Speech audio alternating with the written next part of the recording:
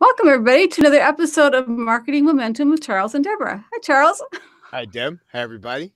What is that with the watch pot never boils or something or other, where it's like I'm watching that button going, is it gonna go live? I watch it. If I hadn't watched it, we'd be talking. Charles always behaves. I'm the one that says things. Oh goodness, I better forget about the podcast this morning because otherwise I would definitely go off in left field. But okay, so right before we went live, the topic positivity. I am really curious. I didn't look this up, but I am really curious now if positivity is a word because I use it all the time. Then it's got to be. Then it's a word. Then okay, there we go. So what was it? Positivity in the face of adversity. I thought that had kind of a that works. It's been one of those days. Have you had those, Charles? I'm not complaining. I'm just saying it's like Murphy's Law. Everything that can go wrong does go wrong and whatever. And I still think it's kind of what you make of it. Maybe I think I jumped in mid show with, here's the answer to the question at the end of Marketing Momentum with Charles and Deborah. But so with that, Charles, what do you think as far as positivity? Is that something that we can control? What are your thoughts? Well, it's kind of like some of it is reactionary, right? And then other parts of it is really kind of having this big picture, right? Because I think when you're sort of moving, even if you move sideways instead of forward, I mean, you still kind of point it towards something general or something that's bigger, then you can kind of overcome, and that's sort of one thing. The other thing is it's kind of an interesting thing. I think this week I was kind of running behind in creating a product this week, and and there have been times in the past where I've been behind, and it's been Tuesday night, Wednesday night, and so last night was different as it was maybe a couple of other nights. And one of the things I've just kind of realized about myself, and this has nothing to do with anything, right? Because this is not a general principle or a big principle or anything. Um, it's sort of like when I can see a little bit of positive activity, in whether it's in sales or leads or something, right?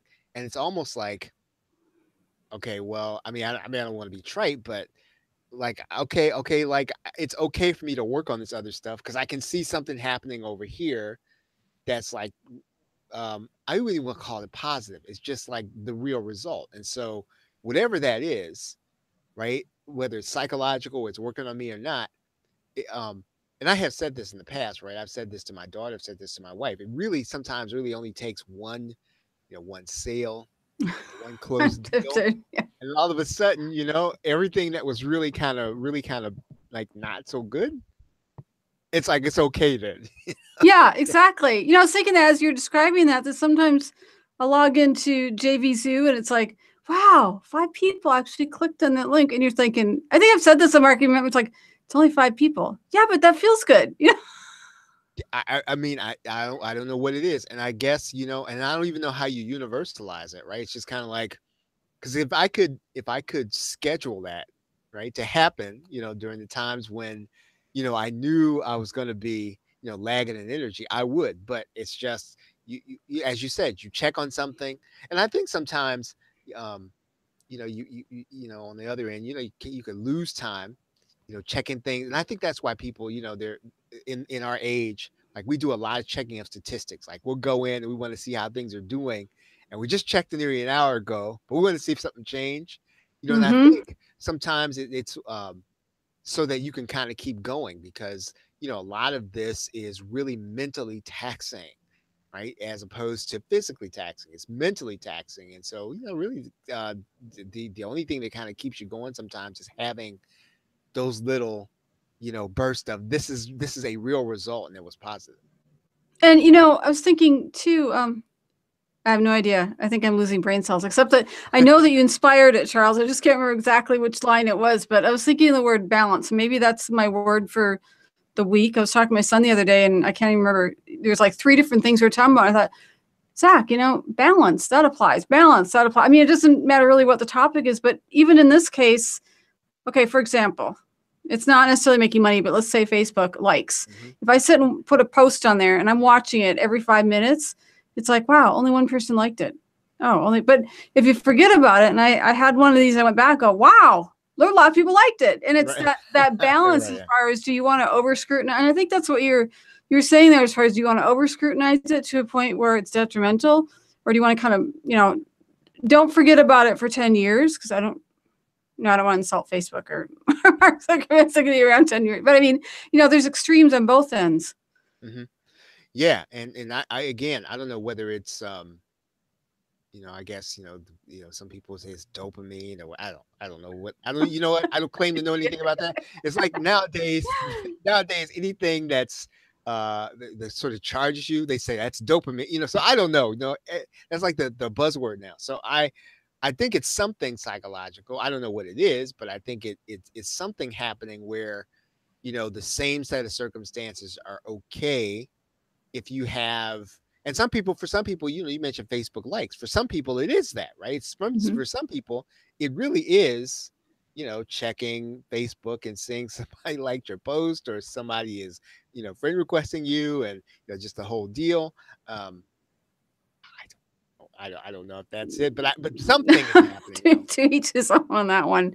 But there, I think there is a chemical aspect to it. And no, I'm not suggesting, and people go snort. Is it snort cocaine? No, Right, yeah. I don't do that, but I'm not suggesting. But I have talked to people, and I hadn't even heard of this until I did some research on it. And no, I'm not a psychologist yet. So all of this is me, the student, or whatever, and then research. But suicidal ideation, and I don't know if that's just a catchphrase, last 5 years, whatever, but there are certain, for example, anti-seizure medications that will actually give a warning, suicidal ideation. You're like, what is that? And then you talk to someone, they're like, really weird. I take this, and then all of a sudden I'm thinking I'm supposed to kill myself, and I've never been suicidal before.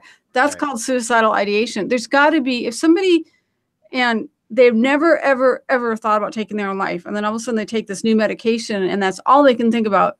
Chances are maybe you should talk to your doctor, or I'm not saying go do the Google, but if you see suicidal ideation and it's causing problems, you should probably talk to your doctor on that one. Mm-hmm. Yeah, and I mean,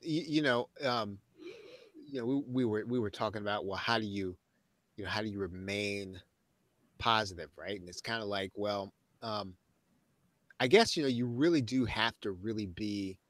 Um, yeah, and I was thinking about a little bit of this today, that there are people who are, I guess, more contemplative, right? And then there are Mm-hmm. people who are, I think, who kind of thrive on sort of working, even if they're not deep thinkers.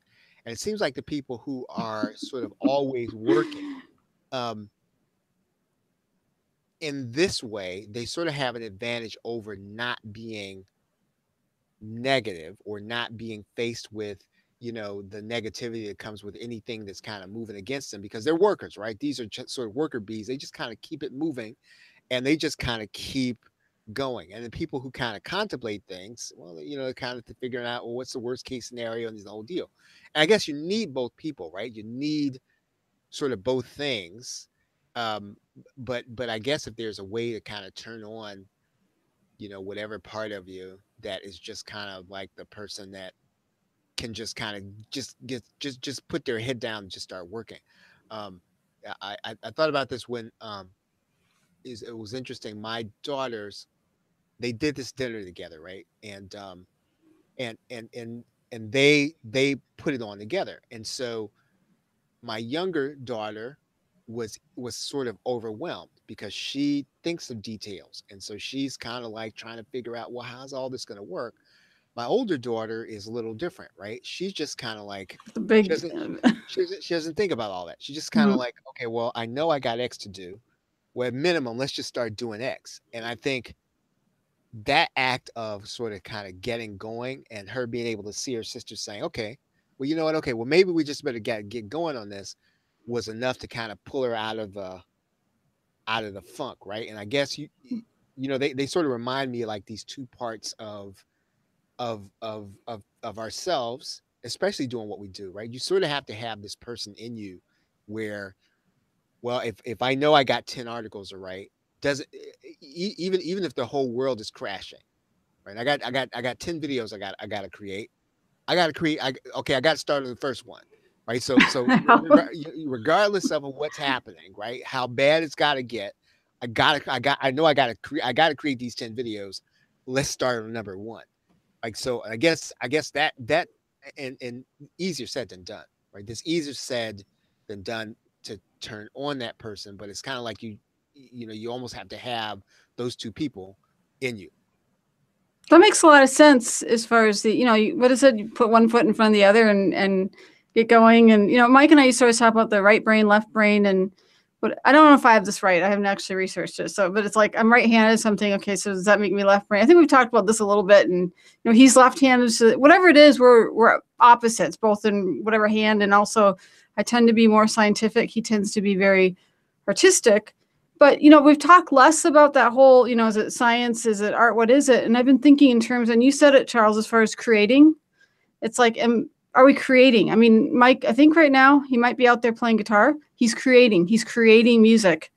I'm sorry you guys can't hear it. It's great. But but there's that creation, whether writing, creating videos, as you said, with your daughters and their project, they're creating, they're moving forward, that worker bee. And personally, I don't know if everyone feels this way. And it sounds like, Charles, you feel this way. Your family, when you're creating, you have that satisfaction that you're moving something forward. Whereas if you're stagnating, I don't know if that's the opposite of creating, but not that that's bad. I mean, maybe it's a great time to watch TV because you're tired out, whatever, but that balance. Right. Yeah. And I think in order to kind of pull out of something, right, when you have like opposition, right, especially when you have opposition, sometimes you can't move forward in the area where you're being opposed, but wherever it is, you sort of have the ability to kind of push the ball down the field. You almost have to just kind of get started on what you can start on, because those things don't go away. And I guess you know, sort of worrying. Can't remember when I figured this out, and I don't even know if I haven't figured out. It's like I think you have. No, go on. I mean, you can really worry about a lot, especially when when you're not necessarily counting on a paycheck per se.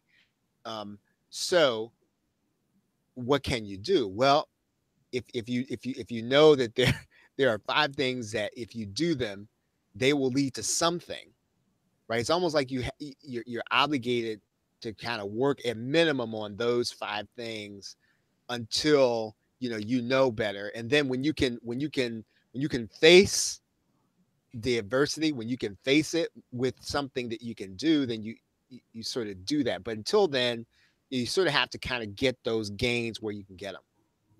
I wonder if that's I have okay, you know how on a meal, maybe you're sitting down, you're eating cereal.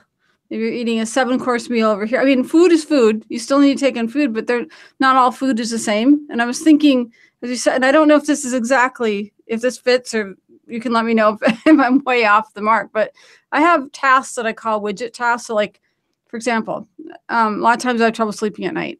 So widget tasks come in handy two ways. They don't require a lot of deep thinking. Widget tasks would be like, let's say you're clicking on clicks to go to different pages. It has to be done, but it's not real deep thinking. It just has to be done.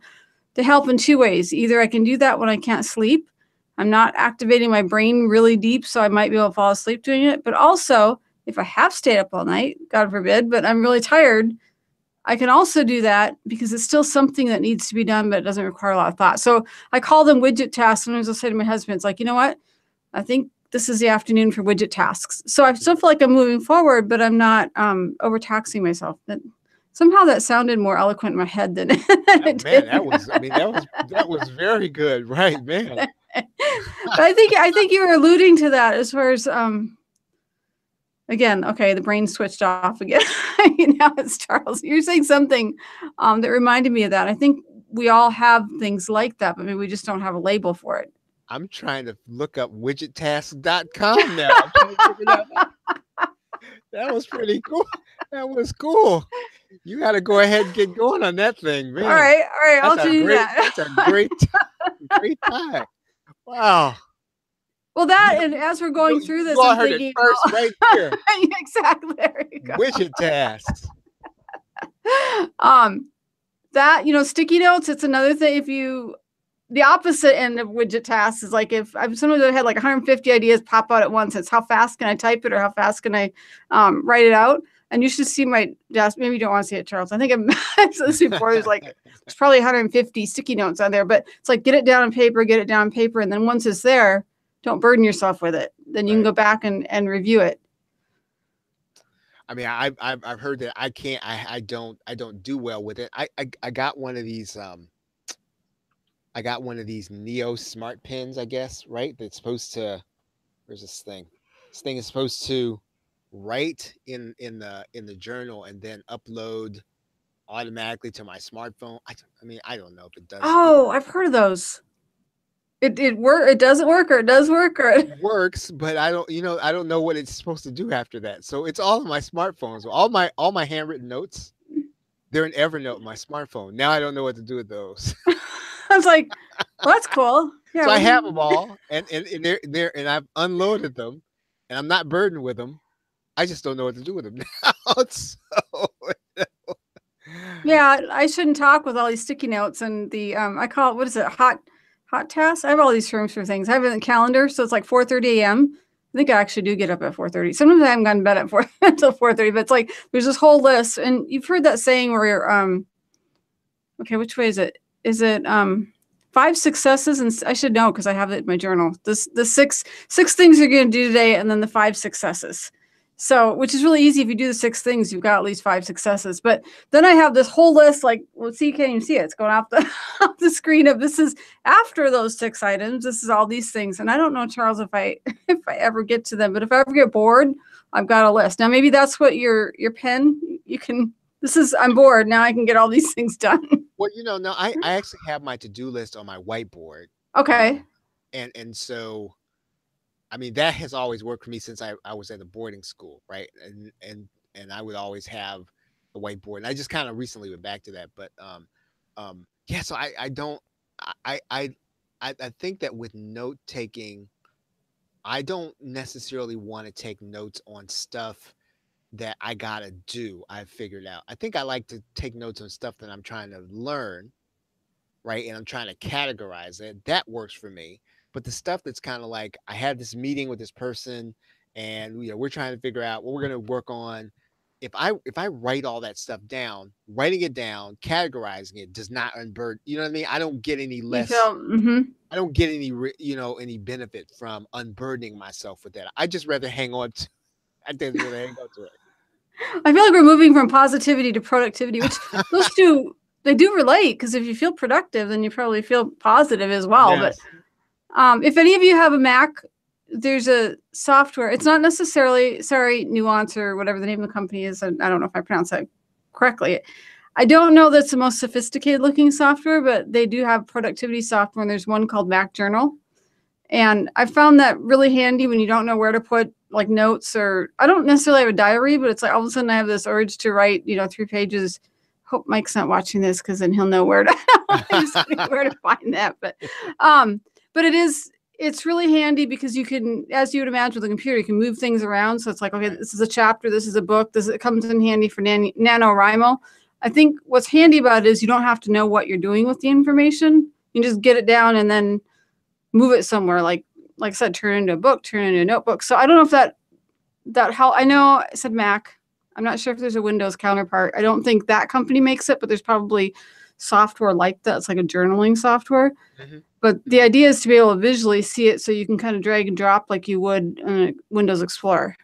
Yeah, and I've tried, as far as typing into stuff. I mean, I've tried, and I guess this is not about productivity. I've tried Trello, I've tried Evernote, I've tried all of them, and I think kind of what I have figured out is that when I type it, it doesn't really resonate with me. I know that when I write it, it resonates, but then I think again, it's kind of I've kind of figured out it's sort of what I need to write down. And so for me, if I'm trying to learn something, if I'm trying to get a concept, that is for me note taking that is worth doing.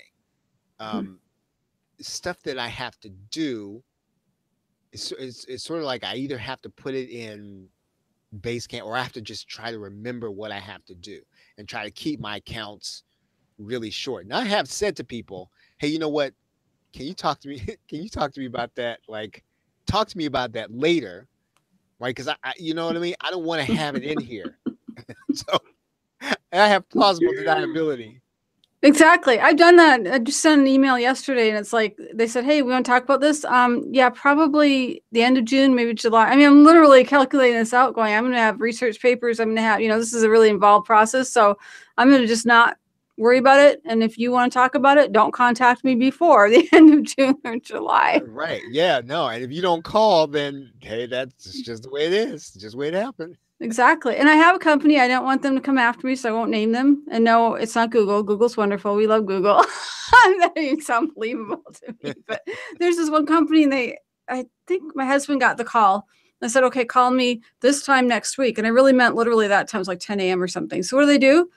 They call it like 8 a.m. the following. I'm like, I don't talk to people at 8 a.m. I mean, unless there's really an important, no, that's my, even if I'm up at 4:30, that's my time to schedule and write and get things done. So do they call it 10? No.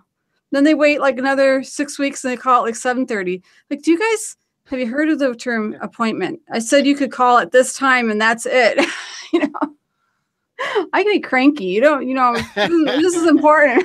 But that only if we're finding a way to wrap this up. That just says everybody has their, what works. Like you said, Charles, whiteboard. I love whiteboards. We had, actually, since we moved back from New York, I'm not sure where they are, but Mike did get me a really big one. See, it's bigger than the screen. I think I mentioned this our last session for math. I love doing algorithms. Yes, I'm a geek. Maybe it really is time to wrap this up because that's getting really geeky. But yeah, whiteboards, wonderful. I have it on my calendar, but you know how Mike is involved in the production end. So I write it right there where he can see it. It's like, honey, you're in front of the camera at this time, at that one. And it works really well for like a teamwork kind of thing. Yeah. I think with time and place, it's almost like if you can kind of nail down the time and place you're gonna do something. I think that takes enough load off your mind, whether or not things are going well or bad, where you can kind of figure out what to do. I'm feeling an article coming on longer than a whiteboard. Widget shorter than, there we go. All right. With that, we got to stop before I forget. No, I won't forget that one. That's a daily term. Exactly. All right. Well, thanks all for tuning in for another Marketing Momentum with Charles and Deborah. And thank you, Charles. No, thank you. Right. Yeah. If you don't register that domain. All right. I'll race you.